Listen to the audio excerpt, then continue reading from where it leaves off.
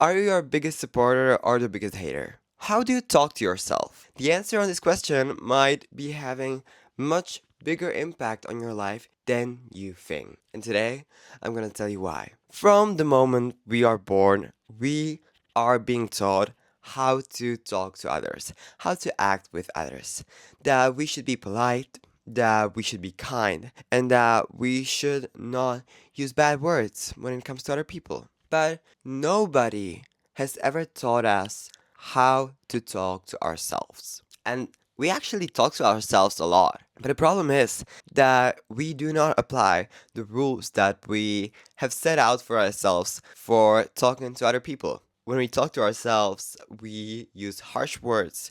We are definitely not the supportive friend. And we do not allow ourselves to make any mistakes. And we are actually our biggest critics. But the problem is that even though it's just in our heads, we listen to our heads, we listen to our minds. And if we talk to ourselves badly, we feel badly. And so I was kind of thinking about this, and it's not really my theory, but it just came up to my mind that if we could reshape the way we think, we could reshape the way we feel. But the problem is, how do we do that? And to that I say, I don't have a clue. Okay? I have not read a book about this or anything. The only thing that I really know about it is that we can actually change that because we can change a lot about our brains. They're just muscles. You know, you can train them. But how? Well, I don't know. And so, I went to the internet. Yeah, the place where we all usually go when we don't know something. And I actually found 3 ways that to me looked very helpful and very real and reliable. Okay? So, here I want to present them to you and also invite you to apply these tips with me so we can get better at positive self talk. And the first way that I found is the best friend filter. And it's just super simple. Like most of these tips are just incredibly simple. And this one is that you should imagine yourself while talking to yourself as you're talking to your best friend. You know? So it's not like, oh, I made this mistake. I'm so dumb. Like, I'm so stupid. I can't do anything. I don't have a future. No. Like, would you say that to your best friend? No, you would not. Like, you would say, oh, but don't worry, Evan. Like, mistakes happen, but you are such an amazing person. And you can do it the next time. You know? Like, you don't have to do everything on the first attempt.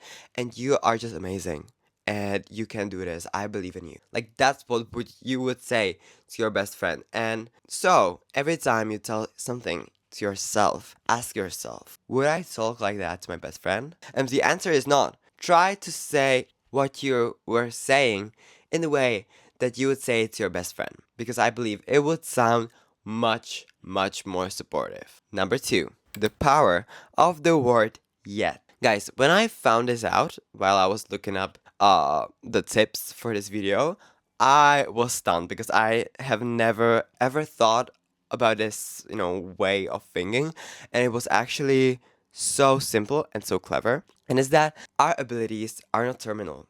We are humans and humans evolve, humans grow, and also our abilities change with us. And so when we can't do something, when we are not good at something, we can become good at that.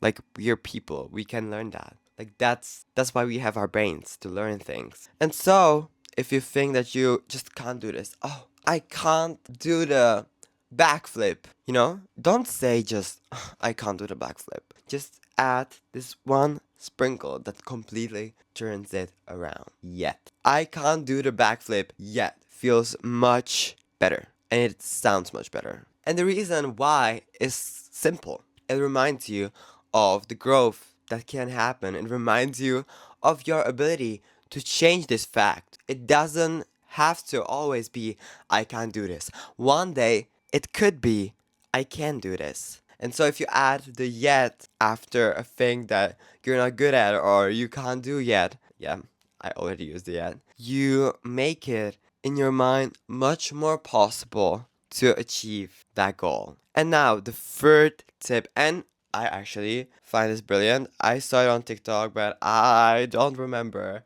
the account that posted the video, but it was like so smart. And it is that you should talk to yourself in more way like you should talk about yourself because you should talk to yourself in third person. And I know that might sound weird, but it actually is so smart. Just instead of saying, "Oh, I can't do this yet," say, "Simon can't do this yet, but he is good and he will be able to learn this." Just generally, speaking about you in third person removes the personal connection. You suddenly feel less invested in what you're saying, and it makes you think about the statement more clearly and more objectively. It makes you feel like you're talking to another person, and you suddenly might feel a bit more empathetic to yourself. Guys, do you have any tips on improving our self talk? Because I would be so happy to hear them. So if you have any, please share them in the comments. And after going to the comments and commenting, you can watch the video that you can see somewhere here on your screen. It was made just for you, and I'm sure that you'll love it. So, see you there.